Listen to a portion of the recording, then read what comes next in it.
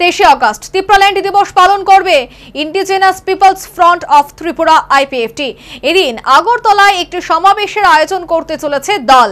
এই সমাবেশ থেকে ষষ্ঠ তফসিলি মেনে ত্রিপুরা স্বশাসিত জেলা পরিষদ এলাকা নিয়ে পৃথক রাজ্য ত্রিপুরাল্যান্ড গঠনের দাবি নিয়ে আবারও সরব হবে দল।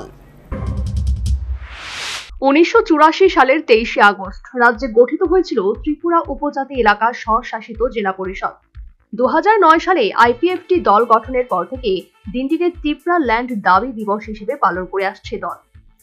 একই দাবিতে রাজ্য একটি সমাবেশ করতে চলছে রাজ্য সরকারের অন্যতম শরিক দল আইপিএফটি। এদিন আগরতলা বোধচং চৌমুহনীতে দলের পক্ষে একটি সমাবেশের আয়োজন করা হয়েছে। সমাবেশ শেষে রাজ্যপালের কাছে এক স্মারকলিপি পেশ করবে আইপিএফটি নেতৃত্ব। দলের সাধারণ সম্পাদক স্বপন দেববর্মা জানিয়েছেন, মূল দাবি হিসেবে আইপিএফটি এখনো ত্রিপুরাল্যান্ডের দাবিতেই রয়েছে। সমাবেশ করার জন্য যাবতীয় প্রস্তুতি ইতিমধ্যেই সেরে নিয়েছে দল। প্রশাসনের তরফেও সমাবেশ করার অনুমতি পাওয়া গেছে। গত বছর 23 আগস্ট এই দাবিতে দিল্লির যন্ত্রমন্ত্রে আন্দোলন কর্মসূচি হাতে নিয়েছে দল।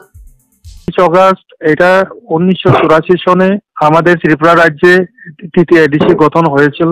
তো এখন ষষ্ঠ তফসিল দিবস হিসাবে এটা পালিত হয়। 2009 থেকে আইপিএফটি যখন ত্রিপুরাল্যান্ড ডিমান্ড করছে তখন থেকে এই দিনটিকে আমরা আইপিএফটি পার্টি এবং তার সহযোগী দল এই দিনটাকে ত্রিপুরাল্যান্ড স্টেটহুড ডিমান্ডে দাবি দিবস হিসাবে আমরা পালন করে থাকি। 23 আগস্টকে আমরা আগরতলা শহরে, বিশেষত আমাদের যে আস্তাবল ময়দানের পাশের যে রাস্তায় যে বোধচং চৌমুহনী এই এলাকাতে আমরা এই দিবসটা পালন করবে এবং এই গ্যাদারিং থেকে স্বরাষ্ট্রমন্ত্রী এবং প্রধানমন্ত্রীর উদ্দেশ্যে সম্ভবত একটা মেমোরেন্ডাম আমরা সাবমিট করব তো রাজ্যপাল গভর্নরের মাধ্যমে।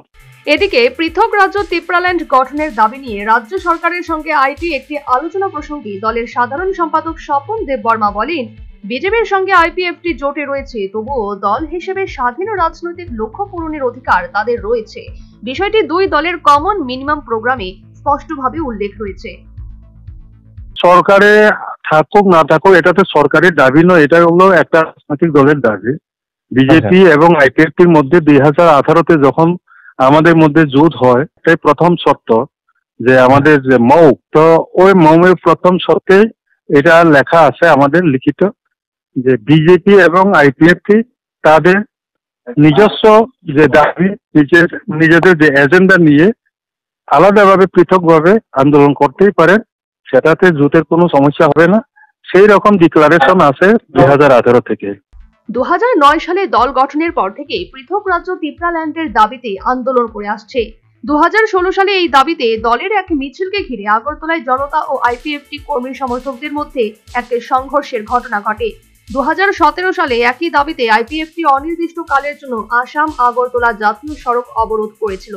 সেই সময় এই সড়ক অবরোধ আন্দোলন নিয়ে ব্যাপক সমালোচনায় পড়েছিল IPFT. Bureau report, news vanguard.